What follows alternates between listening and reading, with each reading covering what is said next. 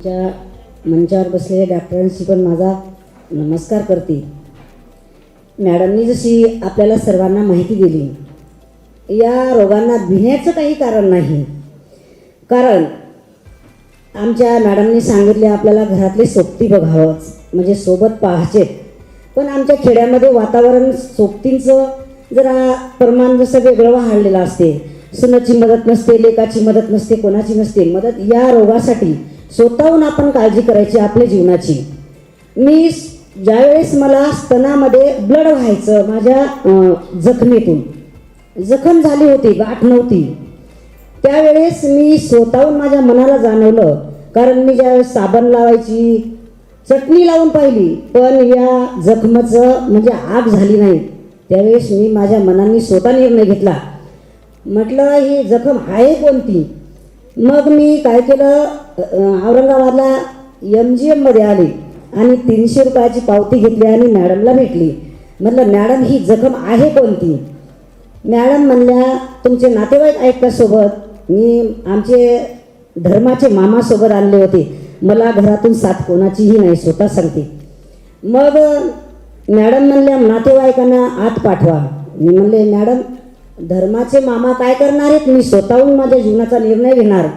तुम्ही मला सांगा, काही कोणतीही जर बिमारी असेल तर मला सांगा ना, मी स्वतः लढायला तयार आहे त्या बिमारीला.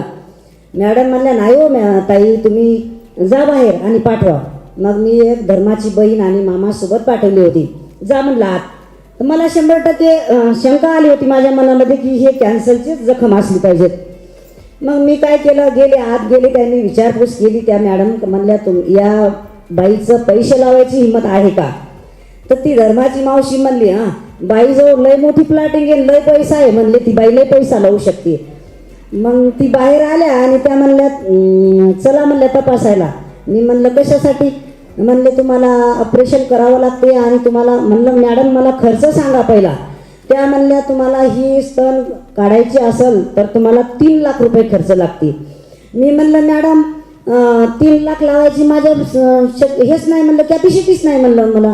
कारण मला जर घरातून बाहेर निघायची असली तर मदत नाही आणि माझे पैसे लावायची हिंमत नाही.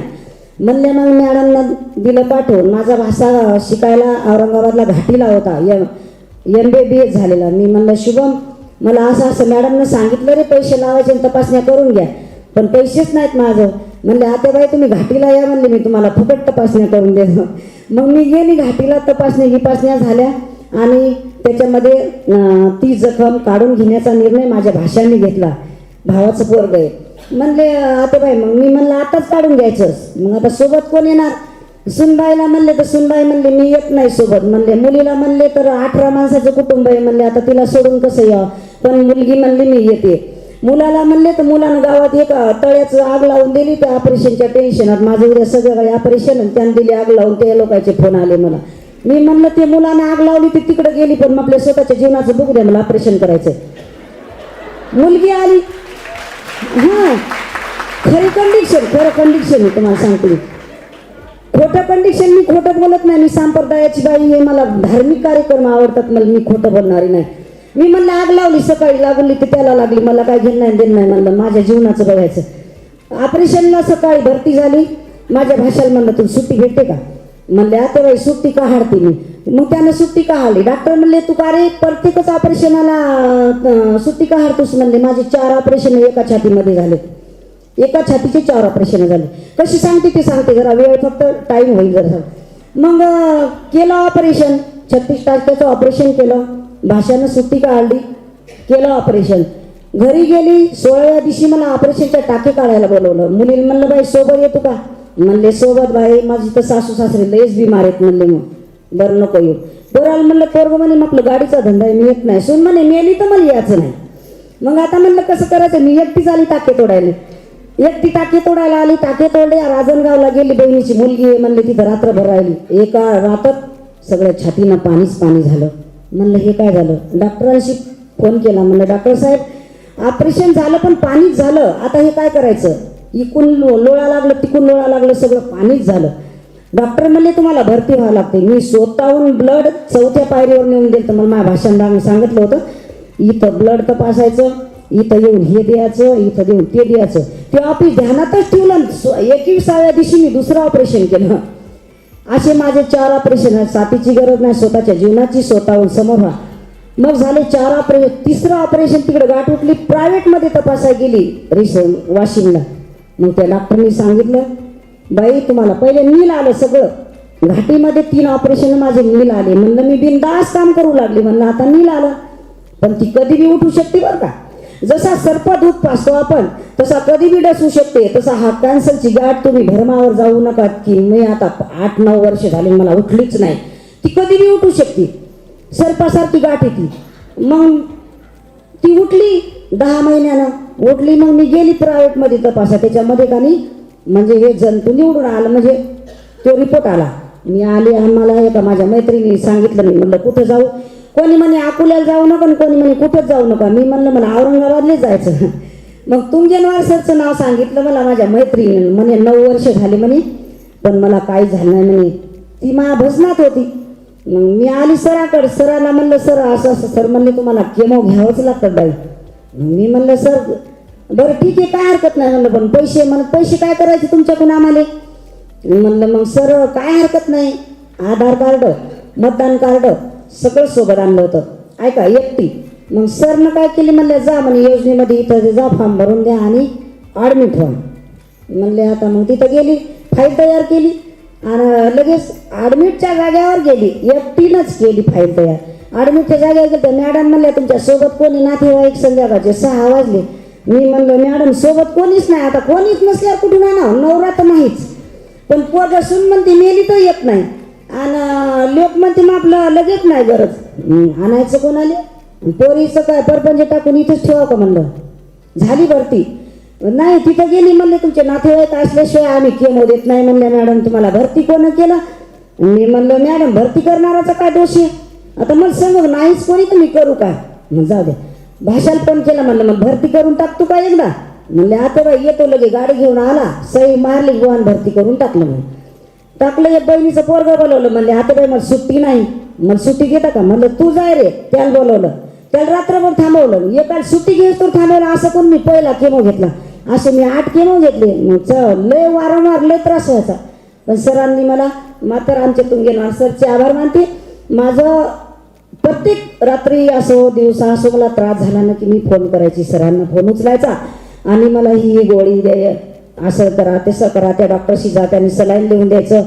असं मला प्रत्येक वेळी त्यांनी मदत केली. आणि माझा आता 29 लाईट झाले. आता 29वा दिवस. आज मला उद्या सुट्टी होणार आणि मी त्यांचे आभार मानते आणि सर्व डॉक्टरशी आभार मानते. बाबा आमच्या जीवनात असं म्हणा भगवंताची जशी शिवाजी महाराजांना लढाई केली होती, तलवारीची धार कोणती, त्यांनी समोर लढाई खेळायला गेलते.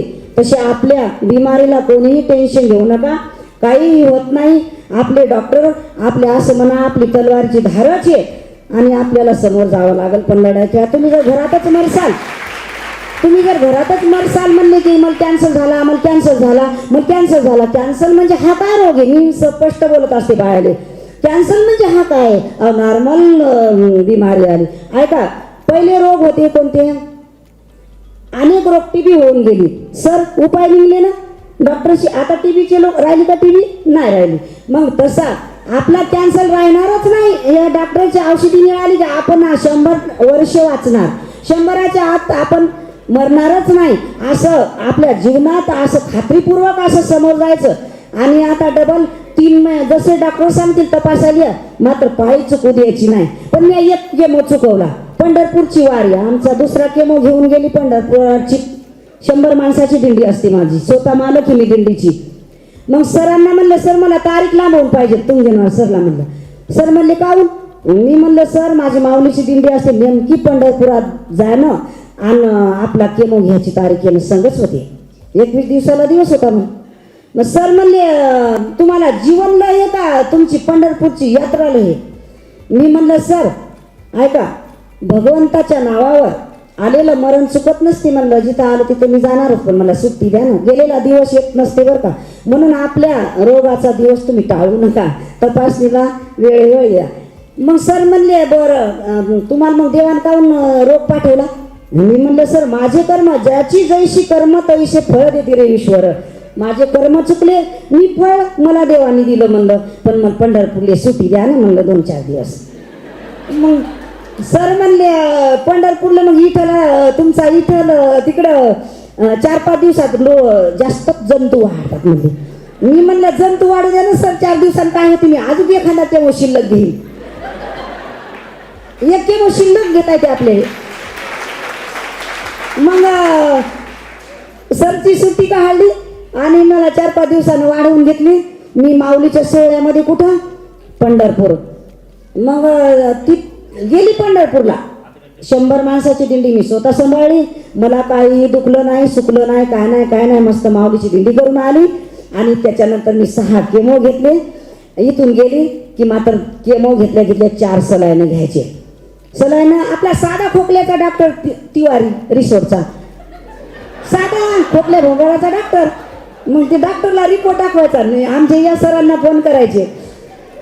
मग त्याने काय करायचं, मला सलाईन लावायचे. आणि मग त्यानं मला ते दुसरा केमो घ्यायला तर मी मस्त भाकरी पाण्याला लागायची, जेवण करायचं रटावून एकटीच इकडे यायची. सर माझं बोलणं संपविते. माझ्या स्वतःच्या जीवनातलं तुम्हाला सगळ्यांना सांगते, कुणाची साथीची गरज नाही. स्वतः लढायचं आणि स्वतः आपल्या बिमारीला समोर जायचं. डॉक्टरनी सांगितलं तसं तपासणीला यायचं बरं का. आणि टेन्शन घ्यायचं नाही, राम राम करायचं. मस्त कोणी भजन म्हणत असेल भजन म्हणायचं, कोणाला नोकऱ्या करायच्या.